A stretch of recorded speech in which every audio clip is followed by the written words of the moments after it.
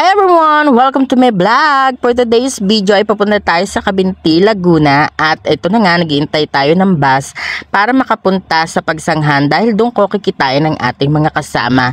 Actually, pwede naman talaga akong sumakay ng jeep yan dahil meron ng Pagsanghan na jeep, pero mas komportable kasi akong sumakay ng bus kasi syempre medyo mainit ang panahon at may aircon, pero ang nangyari ay standing ovation po ang ating ganap. Pero mga ilang minuto lang din naman ay nakasakay din ako dahil may bumabaring pasahero. At eto, at syempre, senti-senti lang muna tayo ng konti dito sa bus. Huwag muna tayong umuwi dito muna sa Sunster Mall. Ayan. Wala na akong masabi. Ang haba kasi ng voice over na to. Shoutout nga pala kay Ate Layden sa pag-invite sa akin sa event na to. Sa makasaysayang event na to. Na sobrang saya kasi first time ko ma-invite sa gantong event at kasama ko dito nga pala si Ate Jan Ann at saka si Bex Journey. At ayan na nga, narito na tayo sa terminal ng DLTV. No, nabubulol na ako. Dito sa terminal ng DLTV dito sa Pagsanghan. At ayan na nga, sumakay na ako ng jeep para makapunta sa kitaan namin nila Ate Jan Ann, which is sa McDonald's Pagsanghan. O diba, social ang Pagsanghan, may McDo na rin. At ayan, narito na ako sa McDonald's Pagsanghan at medyo napaaga ako ng mga 1 hour yata or 30 minutes. Dahil dyan, umorder muna ako ng breakfast, which is ang in-order ko ay cheese dizal at saka yung ano man, hash brown ba tawag doon. Tapos nag-Lipton kineme lang ako. Ayan, kasama ko na sila. At dito kasama ko na si Ate Jan Ann. Thank you so much po sa pagsabay dahil medyo malayo pala yung pupuntahan namin. At syempre dito, getting to know each other muna dahil first time kong na-meet si Bex Journey. Subscribe din kayo and follow sa kanyang Facebook and YouTube channel. Thank you so much! Yung Kansuso, malayo pa? Thank you! And finally, nadating na namin ng Barangay Kansuso dito sa Cavinti, Laguna. Yan, first time kong ma-meet si Ate Layden dito. Thank you so much Ate Layden sa pag-invite sa event na to. Ay nagpa-practice dito yung mga kababaihan. Meron daw silang performance mamaya. At si Ate Jan ay nagpa-practice din ng kanyang script. At dumarating na isa-isa ang ating mga bisita. Ito yung papakita ko sa inyo. Mabango yan. Yung patch na yan. Tapos meron sila ditong coco jam. Tapos meron silang virgin coconut oil. Tapos yung mga aromatic oil na pwedeng pang massage. Dito sa video na to, may sinasabi ako dito. Nakalimutan ko na yung sinasabi ko dito. Kasi ang bango niyang patch na yan. Yan si Bex Journey. Ito. Yeah. Dikit mo na, yan. Yan. Di ba? At sa mga oras na ito ay sinimula na ang event at syempre simulan natin siya sa mataimtim na panalangin at sa pambansang awit ng Pilipinas. Pagkatapos ay pinakilala na rin isa-isa ang ating mga guests. Miss Caroline. Believe that happiness is already inside our heart. I have a vision, especially at the time my mom passed away. I think of before I say goodbye to the world. I would say, if I can say, I did my job. I'm happy to say goodbye. Mr. Boyet Ontigo, a big round of applause. 5P, tama. Peace, people, product, profit, and planet. Maraming salamat po. Kansuso Women's Coco Processors Association sa Katnay Technology. Salamat sa koordinasyon ninyo. In behalf of PCA, kami po ay narito, hindi mangangako ng magagawa, pero gagawa na lang. Nakabase ang paglago ng isang negosyo sa raw materials na gagamitin. At yan po papasok yung PCA. We have 37,000 nuts sown in our provincial office. Pamimigay po natin free of charge from June to July. So, just contact Charlon, our agriculturist in the area, para mabigyan kayo. If kailangan natin na paggandahin yung mga coconut trees natin, pumunta rin kay Charlon because every year we have allocation of fertilizer para mas maboost po yung tree, mas gumanda yung ani. Kasi kung walang raw materials, kahit may market na maganda, kahit ang ganda nito ng technology ni Ma'am Josie, kahit ang sipag-sipag ng Kansuso Women's Coco Processor, walang mangyayari. So, marami kong programa si PCA na magbe-benefits, Ma'am President, ang inyong samahan. May scholarship po ngayon tayo para sa mga anak na partner. Dahil hanggang May 31 lang ito, focus po. So, ibig sabihin, yung lahat ng inyong pamangkin, pinsan, manugang, 4th degree of consanguinity ng isang cocoa farmer, pwedeng mag-apply. Pumunta lang sa FB page ng Philippine Coconut Authority. May link po doon, kayong mag-a-apply. First year college, second year college, third year college, pwede pong mag-apply. Ito yung unang-una at marami pang iba. Maraming salamat po. Welcome po kayo sa aming barangay na ang mga magsasaka po ay pangunahing produkto ay ang niyog. Nagpapasalamat po kami sapagkat napuntahan nyo yung aming dibdib na barangay. Binibigyan niyo po ng opportunity na umunlad. Ano po? Wala naman po akong maraming na isasabi na po. Yun lang po at maraming salamat. Nangunguna po ang Unsusok Payment Processor na meron na po kayong institutional buyer.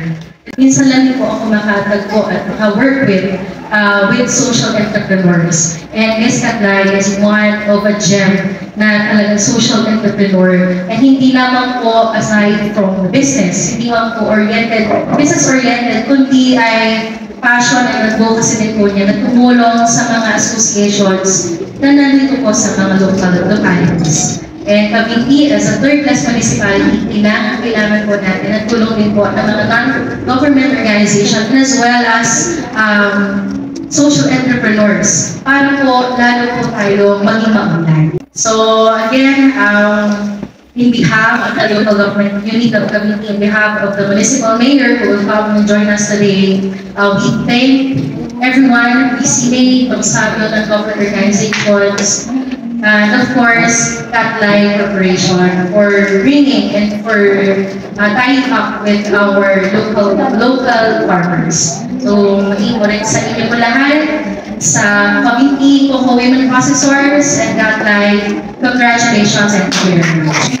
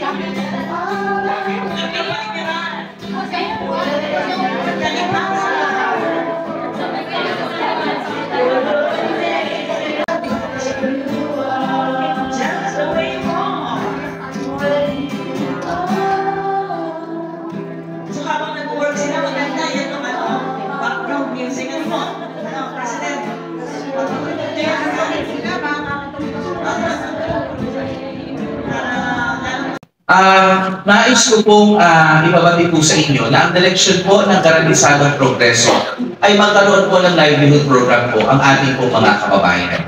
At ang MOA signing po ito ay hindi lamang pagpapatibay ng samahan at hindi lamang ito basta programa. Ito po ay isang programa na kung saan alam naman po natin na mas higit na mapapakinabangan at higit na mas makakatulong hindi lamang po sa samahan ng mga kababaihan, hindi lamang po para sa ating mga nanay, kundi sa buong community po. Hindi lamang ng barangay po ng Kansuso, kundi sa buong komunidad ng aming pong minamahal na bayan ng bayan po ng Cavite.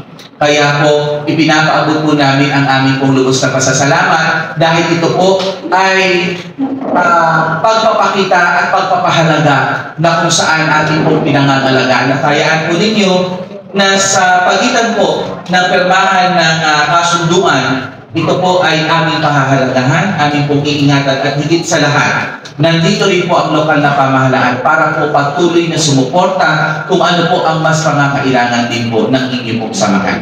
Hayaan po ninyo na itutuloy po natin ang pagsuporta sa ganitong klaseng programa para po sa ating mga biktima. At bilang pauna pong tulong ng lokal na pamahalaan, kami po ay tuloy-tuloy po ang komunikasyon sa nasabi pong grupo para po maipakita po na totoo po ang lokal na pamahalaan sa pagtulong. At bilang pagpapahalaga, meron po kaming kaunting pinansyal na tulong para po sa meron po kami kaunting pinansyal na tulong para po nang sa ngayon ay makatulong po sa samahan. At ang magandang balita, ito po ay paunang tulong.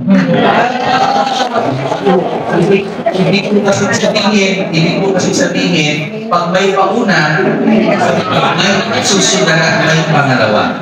Kasi po, ang gusto ko po mangyari, kaya po may una, may pangalawa, hindi po natin tatapusin ang pagtulong.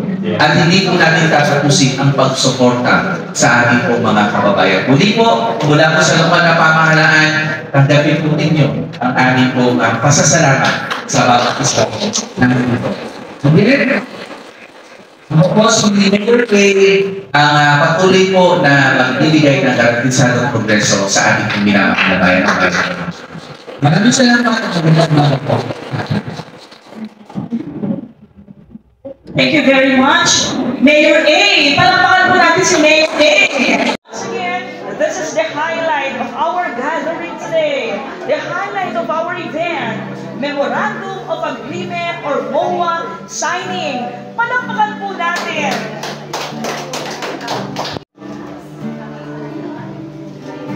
Kasalukuyan pong pumipirma ang ating pong mga partner. Meron po dito ang pagkitang president natin, picture daw po.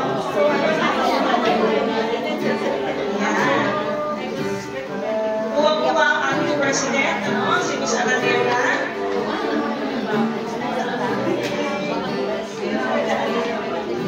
Once again, this is the partnership agreement between Apply Technology Limited and Kansuso Payments Local Processor Association. The highlight of our gathering today, Memorandum of Agreement or MOA signing. A big round of applause for VP! Kasi malaman po natin ang lahat ng ating signatory sa Memorandum of Agreement signing. Tomorrow and forevermore, I'll be there. Love you so. You are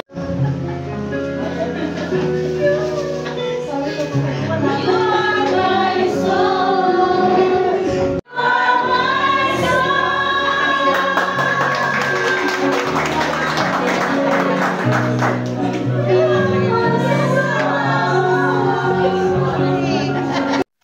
Nabalik po natin lahat ang papurihan sa inyo. Amen. Wala na ito po ay magsasaksil. Parapakan, it only means that this will succeed. O, muli, palakpakan po natin ang bawat isa. Another part of our program, so we'll be having our refreshments. Okay? Habang kumakain po tayo po ay haharanatin, ano? Meron pa rin pong background music. Parang kompletos recados po ang ating pong programa. Okay?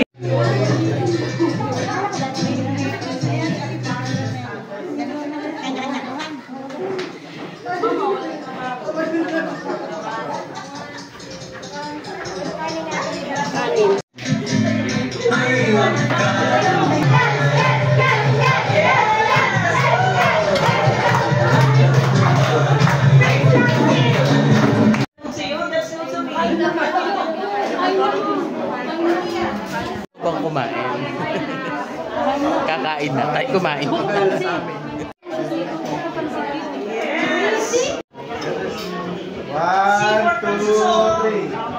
C for coconut. C for kabit. C for cute. Yeah. And this one is Momo Jam.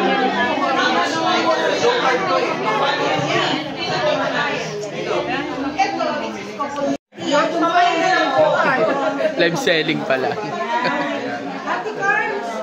This one is VCO. Magkano po ito? 250 VCO. Special na lang. And yung mga mahilig magpamassage. This one is massage oil. 170. Ay, yung mga mahilig magpamassage na.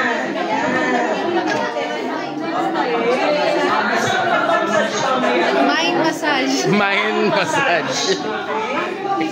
Muli po ay congratulations sa Catlight Technology Limited and Cansuso Women's Cocoa Processor Association ng Cabinti, Laguna. And Ate Leyden, maraming salamat din po sa pag-invite sa napakaganda at makasaysayang event na to. Mabuhay po tayong lahat. Salamat po. Una na po kami. Tayo. Diyan, ano bagal-bagalan mo naman? Sige, basta. Kung gusto mo akong humawak ng manubela. Hindi. Okay na ako. Nakita ko na to. Dito, tama. Yan yung sinasabi ko sa inyo. Tara nila mag-swimming. Pwede yan dumaan dito? Sinasabi ko. Oo, di yan.